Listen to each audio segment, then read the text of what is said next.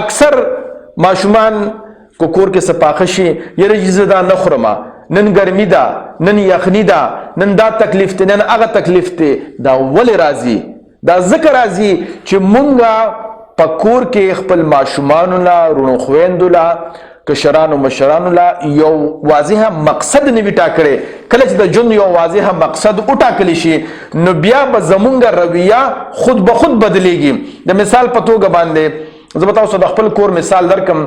زما مشر زوی دی مدثر عبدالله نومیږي، 20 پښتو به انشاءالله د خیره کوي. نو د هغه د ژوند مونږ دا یو مقصد ټاکلی دی چې هغه به د پښتو او د پښتنو دپاره په علمي میدان کې انشاءالله العظیم خدمت کوي.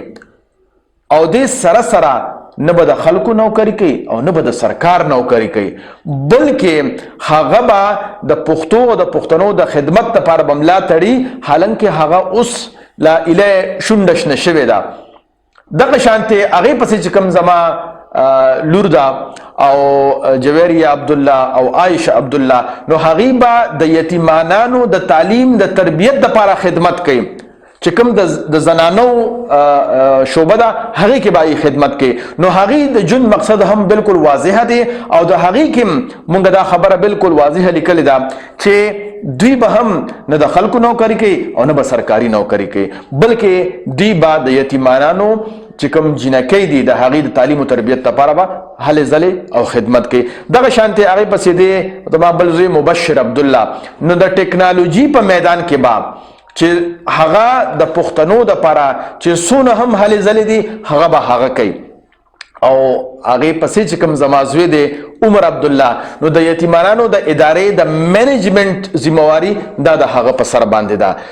نو دغه شانتې چې کله ما د خپل بچو لا یو واضحه مقصد ګرځول دی، د هغې نه وروستو زه خپل بچو ته د یو ماشوم په نظر نه ګورم، بلکې کله هم چې زه هغې سره ډیلینګ کوم، زه ورسره څه معامله کوم، زه ته حقیقت خبره کوم، هغې ما ته داسې مخې ته ښکاري لکه چې دا د یو ادارې مشر وي، د یو ادارې رهبر وي، د یو ادارې قاید وي او زه هغه سره ډیلینګ کوم.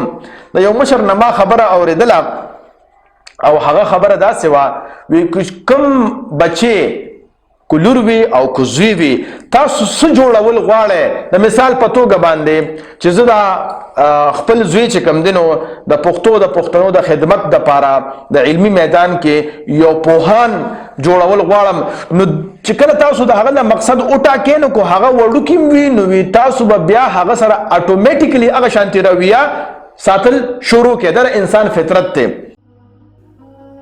د خدای دپاره پښتنو سانونو پیژنئ، ستاسو دپاره خو به ځان له پیغمبر نه راځي.